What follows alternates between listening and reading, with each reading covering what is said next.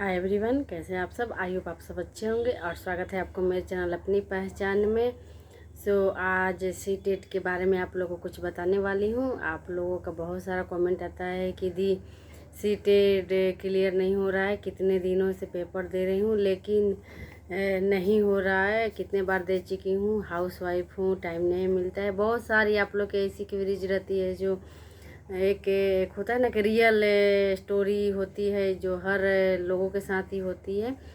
उसी के बारे में आपको बताने वाली हूँ। मेरे खुद का जो मैंने कैसे किया और पहली बार में सीटेट पास किया वहीं आप लोग के साथ शेयर करने वाली हूँ। छोटा सा वीडियो होगा लेकिन ज़रूर पूरा देखिएगा। देखिए, बहुत सारे लोगों का होता है कि आज नहीं कल कर लूँगा, कल नहीं परसों कर लूँगा। पढ़ाई पढ़ना ही तो है, कौन सा है सीटेट है, जल्दी पे क्लियर हो जाएगा। देखिए, कहने से नहीं होता है। जब तक आप उस बात को करिएगा नहीं, जब तक उसको मन में ठानिएगा नहीं कि मुझे करना है, तब तक आप कभी कोई काम नहीं कर सकते हैं। सफल होने के लिए आपको मेहनत करना पड़ेगा। बिना मेहनत का कुछ नहीं होता है। अगर आप सोचिएगा कि मैं 15 दिन 20 दिन पढ़ के सीटेट क्लियर हो जाऊं, तो नहीं होता है। कहने के लिए बहुत सारे लोग कहते हैं कि 1 महीना 1.5 महीने में सीटेट पास करे, ऐसे नहीं होता है। बहुत लोगों को देखिए 5-5 बार सीटेट दे चुके हैं, 10-10 बार सीटेट दे चुके हैं, लेकिन उनका क्लियर नहीं हुआ है। तो उनमें कुछ ना कुछ गलतियाँ होती है जो जिनकी वजह से उनका पेपर क्लियर नहीं हो पाता है। तो आप लोगों को भी इन गलतियों से बचना होगा। अगर आप सीटेट क्वालिफाई कर जाते हैं तो आप किसी भी टीचिंग एग्ज़ाम के लिए एलिजिबल हो जाते हैं। आप दिल्ली में हो जाएंगे, यूपी का जो आने वाला है उसमें हो जाएंगे। और बिहार में भी आने वाली है, तो इसमें तो एलिजिबल नहीं हो पाएंगे। लेकिन अगली बार जो आएगी वैकेंसी, हर शिक्षा मंत्री का बयान है कि हर साल जुलाई में वैकेंसी लेंगे। तो आप जब तक सीटेट क्लियर नहीं करिएगा तब तक नहीं हो पाएगा। आप कितना भी पढ़िए, लेकिन सीटेट क्लियर करने के बाद ही आप किसी भी टीचिंग एग्जाम में बैठ पाइएगा। आप सीटेट क्लियर करिए और अच्छे नंबर से करिए। देखिए, एक होता है कि अब बहुत लोग सोचते हैं कि मेरे 82 83 84 आए तो मैं एलिजिबल हूँ। देखिए, आप अपने स्टेट में एलिजिबल हो जाइएगा, अदर स्टेट में नहीं हो पाएगा। अदर स्टेट के लिए आपको 90 मार्क्स लाना ही होगा। मेहनत करिए, सीटेट क्लियर करिए और आप अपने सपनों को पूरा करिए। अगर आप बार बार असफल हो रहे हैं तो उसको आप एनालाइज करिए कि आप कौन सी गलती कर रहे हैं जिस वजह से आपका पेपर क्लियर नहीं हो पा रहा है।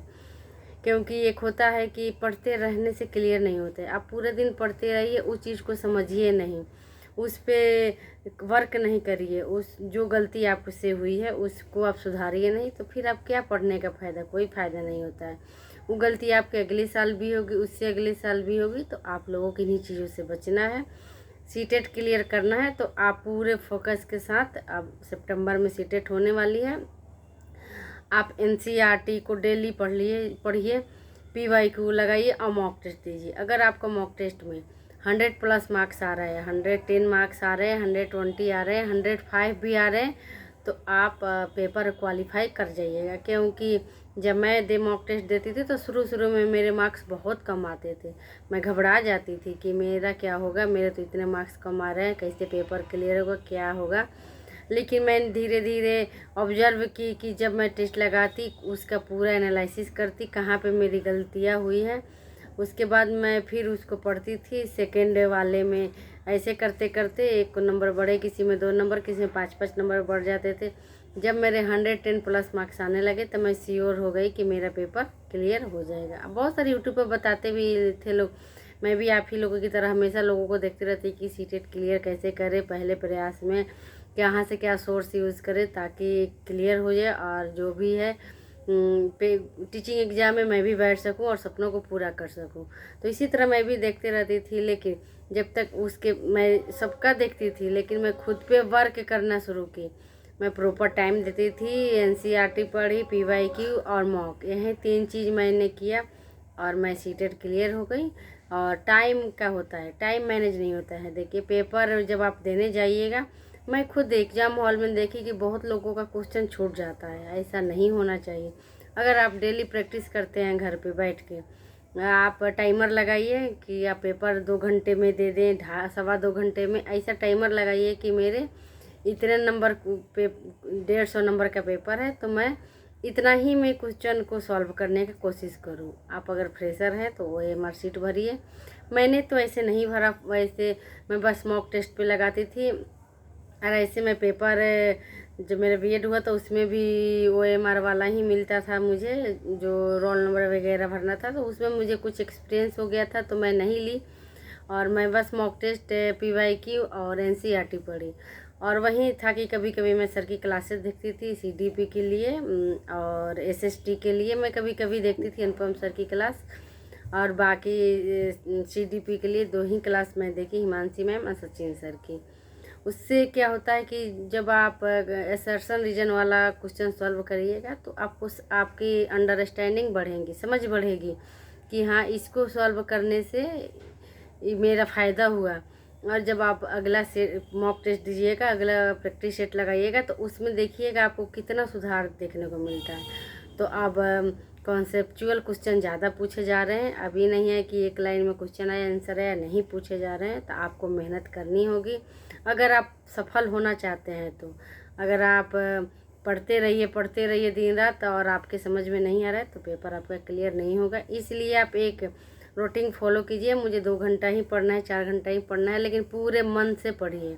उसमें आप जो भी आप के पास चीज़ उपलब्ध हो, बुक्स उपलब्ध हो, उसको पढ़िए और बार बार रिवीजन करिए। सक्सेस होने के लिए रिवीजन बहुत ज़रूरी होता है। सो आप करिए और 100% गारंटी है कि आपकी सीटेट क्लियर हो जाएगी। ख़ास तौर से हाउस वाइफ का मैसेज आता है कि मैम मेरा टाइम, मेरे बच्चे छोटे हैं, मुझे टाइम नहीं मिल पाता। तो देखिए डियर, मैं जब मैं सीटेट क्लियर की तो मेरा बेटा भी छोटा था। आप सभी ने देखा कि अभी छोटा ही है, लेकिन उस समय भी मेरा बेटा छोटा था। जब मैं BEd फर्स्ट ईयर में थी तो मेरा सीटेट क्लियर हो गया था। होता है कि आप किसी भी एकेडमी के में आप एडमिशन कराइए तो आप एलिजिबल हो जाते हैं पेपर देने के लिए। तो वैसा ही मेरा था, मैं उसी समय फॉर्म भरी और एलिजिबल हो गई। मुझे भी बहुत परेशानी होती थी, लेकिन मैं हार नहीं मानी और छोटे छोटे स्लॉट में पढ़ना शुरू किया और मेहनत करी, अपने ऊपर वर्क किया। मैं प्रॉपर टाइम मैनेज करती थी, एक रूटीन बनाई थी कि मुझे इतना घंटा ये चीज़ पढ़ना है, इतना घंटा ये चीज़ पढ़ना है, और उसी पर मैंने वर्क किया और अब मैं सफल हो गई। और उसके बाद अब मैं BPSC 4.0 की तैयारी कर रही हूँ। इसमें भी मैं काफ़ी वर्क करती हूँ।